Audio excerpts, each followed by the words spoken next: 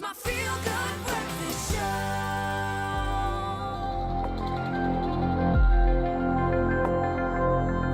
That music welcoming you back to your Feel Good Breakfast Show on this Monday morning. We're joined this morning by our resident tech expert, Bryan Smith, to bust all of those smartphone myths, in fact, 4 popular ones, and to give you greater confidence when you're out there talking about mobile devices. Good to have you back. Happy Monday to you, man. Thank you for having me. Let's start off with the first one, right?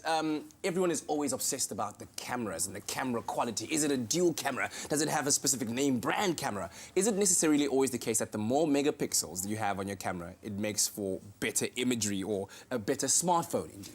Not necessarily, and this is one of my favorite misconceptions, because I think as consumers we like to put numbers to performance, and Yes. we go into a shop, we like to think 12 megapixels, 21 megapixels, that must mean a better camera. Yeah. And that's not always the case. Megapixels are important, but what is equally important, firstly, is the size of the aperture on the Okay. camera, and secondly, looking at all of these components and together, you have to look at the flash quality, you have to look whether it's a single or double camera unit, and especially when you look at the processing and the performance of the operating system, all give very, very unique additions to megapixels in camera functionality. And also the basic, do you know how to take a A picture? picture is definitely only as good as the camera you have on you. Very, very true.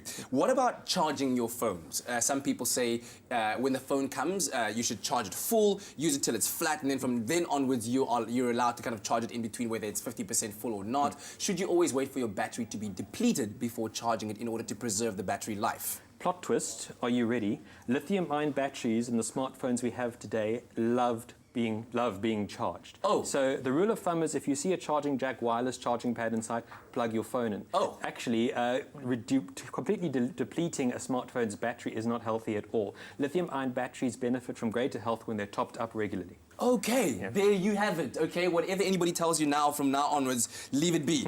Now, we love using mobile data, but then we hate using our own. It's always better when you walk into like your favorite coffee shop or you're in a mall, and then, hey, free Wi-Fi, just connect here. Give us your cell phone. Cling, cling, cling. And you do it, free Wi-Fi for days while you're shopping and enjoying yourself. Is it safe, though, to use those free Wi-Fi hotspots? I think this is a problem for South Africans because the price of data is exorbitant. True. And it's a tax on people who want to communicate cheaply and effectively. And when many of us go to an airport or a coffee shop, we tend to see an open wireless network. We think, great, Yes. Let's connect immediately. However, in the worst cases, some of these wireless networks are not reputable and the connection's not encrypted, which essentially means that your personal information can be broadcasted to anyone, anywhere. A good rule of thumb is never do anything overwhelmingly personal on a open wireless network, specifically never bank on one. Okay, all right. So certainly enjoy it as you will. But is it also then a danger, like if you're doing stuff like if you're logging onto your Facebook account? It can be, in the worst case scenario. What the creators of open wireless networks can do is sometimes intercept your passwords if you're logging in. So treat it with caution. Okay, all right. And then lastly, what about mobile apps?